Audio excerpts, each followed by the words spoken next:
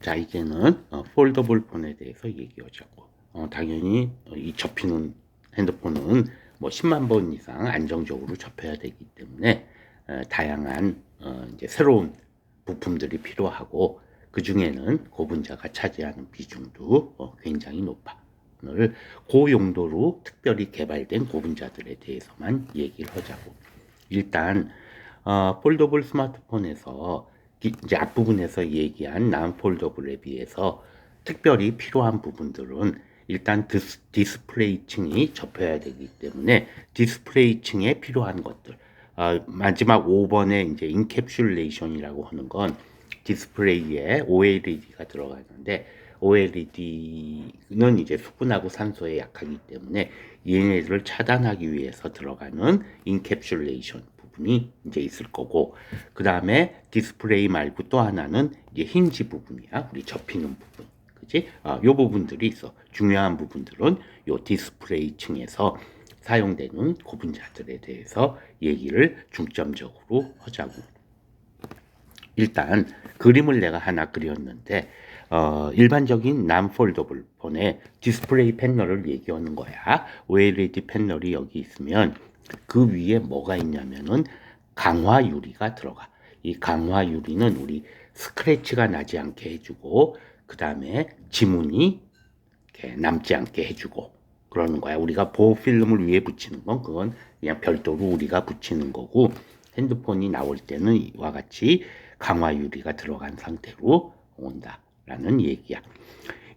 그리고 이제 중요한 건 이 딱딱해야 돼. 우리 디스플레이가 지금 핸드폰 만져보면 알겠지만 얘가 딱딱한 게 딱딱한 느낌을 우리가 요구한다고. 그래서 유리가 사용되는 거야. 그리고 그 사이를 접촉시켜 주는데 OCA, 앞에서 얘기했던 옵티컬리 클리어 어드히시브가 들어가야 돼. 그치? 요게 다야. 근데 폴더블 폰으로 바뀌게 되면 쉽게 얘기하면 이 부분이 어떻게 접혀야 되는 거 아니야. 그러면 우리가 일반론적으로 처음에 생각을 할 때는 일단 유리는 안 된다 이거야. 그지? 유리가 안 되면 일단 고분자로 바꿔야 된다라고 처음에 생각을 했다고. 그러면은 어떤 고분자가 가장 유망하냐 하면은 여기 있는 폴리이미드야. 여기 PI라고 하는 거야. 폴리이미드가 그나마 우리가 알고 있는 고분자 중에서는 대체할 수 있는 가장 유력한 후보야. 그지? 근데 폴리이미드가 우리 이제 뭐 필름으로 많이 들어가는데 문제점은 약간 노란색을 띄어. 그러니까 어떤 폴리이미드를 개발해야 돼?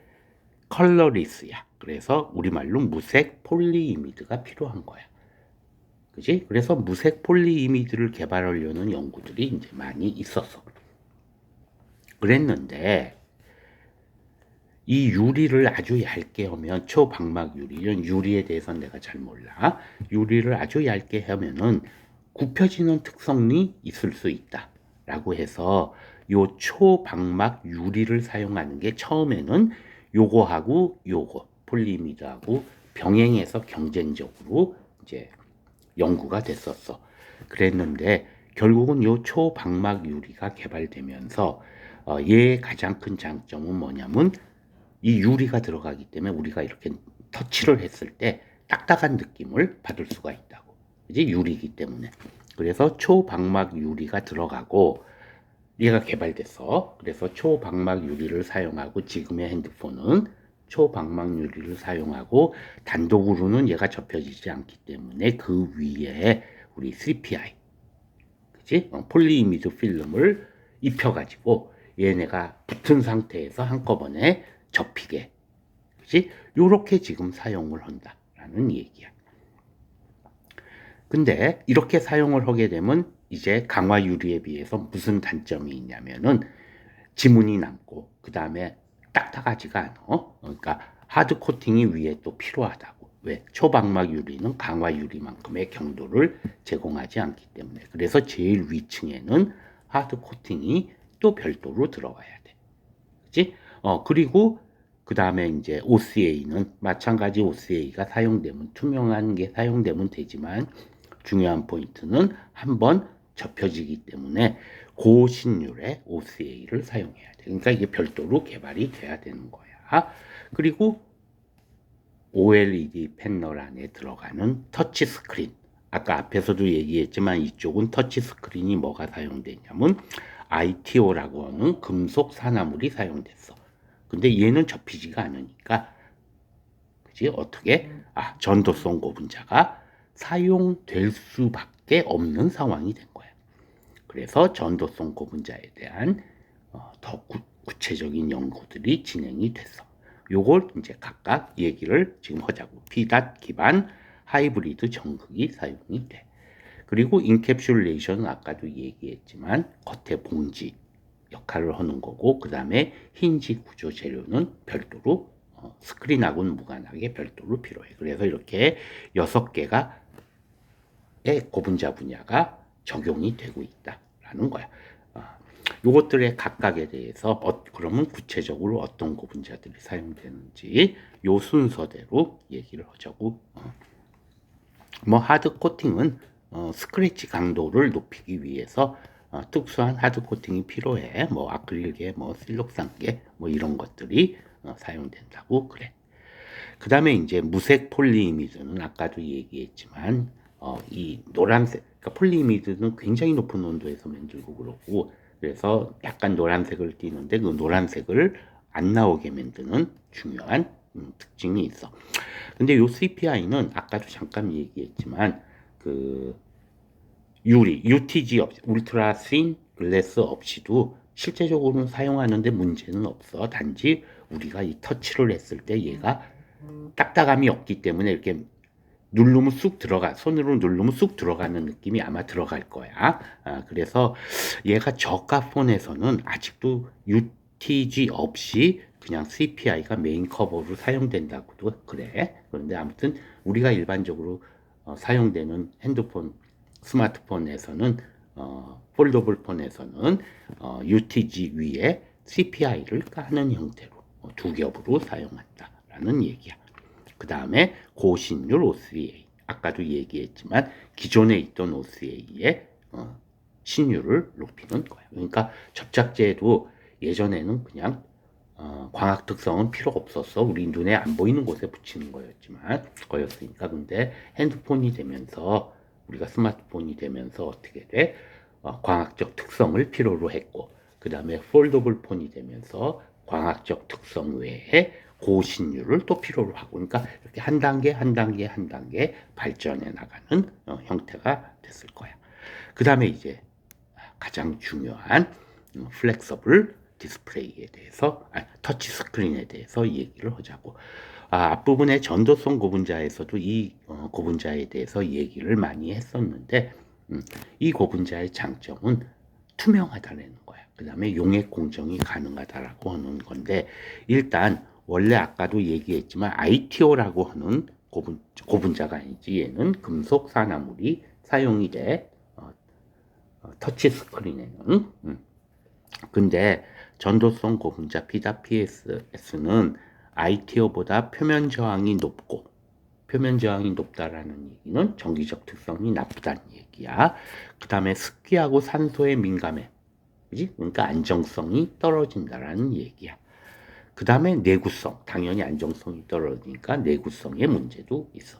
그지? 그래서 기본적으로는 ITO가 메인으로 사용이 됐는데, 폴더블 폰이 되다 보면 이제는 ITO를 사용할 수 없으니까 얘를 어떻게든지 사용해야 됐어. 그지? 그래서 일단 뭐 습기 산소 민감은 결국 인캡슐레이션 같은 걸로 해결하는 걸로 나는 알고 있고, 중요한 포인트는 표면 저항이 높은 거, 즉 전기적 특성이 떨어지는 거는 나노 와이어 또는 메탈 메쉬라고 하는 전도도가 아주 높은 금속을 컴포짓 해가지고 접혀지는 거야. 얇은 것들이니까 요거하고의 하이브리드 형태로 사용된다. 그지? 그러니까 얘네들은 되게 비싸. 그래서 얘네들을 아주 조금 미량만 집어넣어서 전도성을 높이는 형태로 사용되고 있어.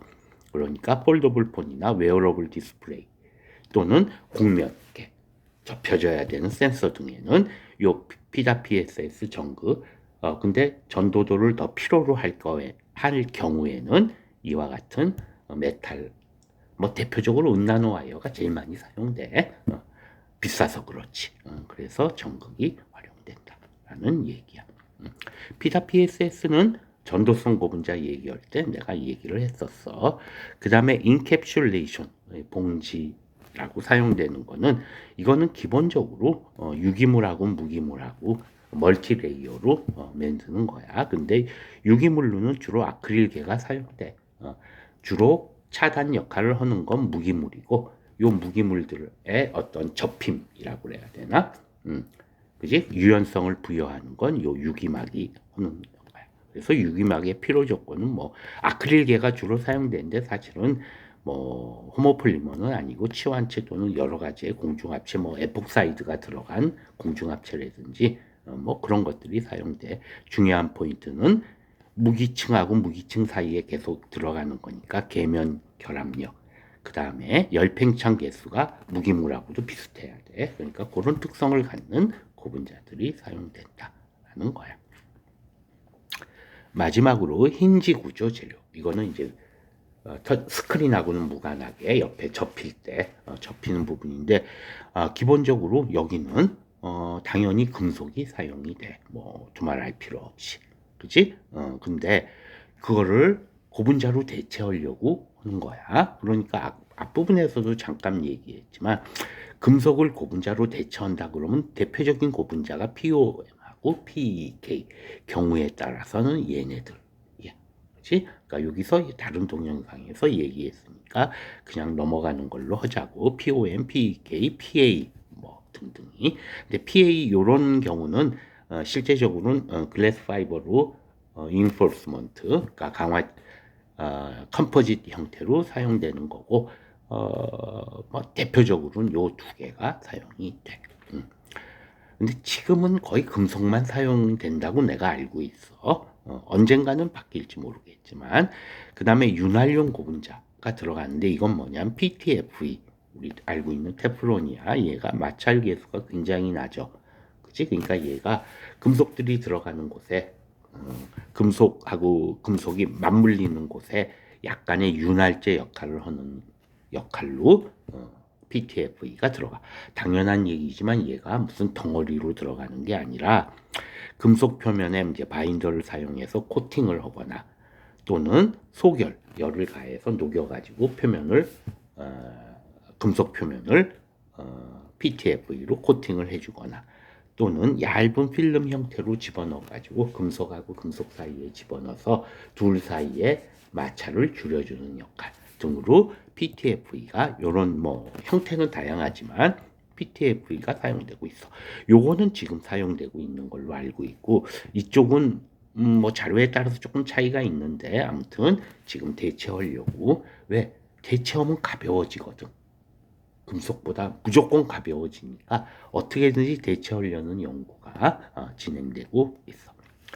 자, 그러고 나면 이제 정리해서 얘기하면은 대표적으로 이렇게 6개 종류의 고분자가 있다. 그치? 그래서 각각 필요에 의해서 앞부분에서 내가 얘기를 했어. 자, 그러면 지금 동영상은 핸드폰용 고분자는 일단 non-foldable용으로 먼저 일반적인 스마트폰용으로 했고 그 다음에 폴더블의 경우만 따로 별도로 만들었어. 일단 핸드폰용 고분자는 무조건 일단 핸드폰은 가벼워야 되기 때문에 고분자로 금속을 대체해서 고분자로 바뀐다고 하는 게 엄청 중요한 요소가 될 수밖에 없어. 예전에는 자동차가 그런 이미지로 접근을 했었어. 자동차도 무게가 낮아져야 되기 때문에 금속을 고분자로 대체한다. 그게 많은 부분 사실 대체가 되긴 했어. 근데 그거에 비하면 핸드폰은 더 예민하다고. 그래서 핸드폰이 그렇고 결국은 이제 고분자가 적용될 수 있는 모든 응용 분야를 압축적으로 나타내는 게 핸드폰용 고분자라고 생각을 해.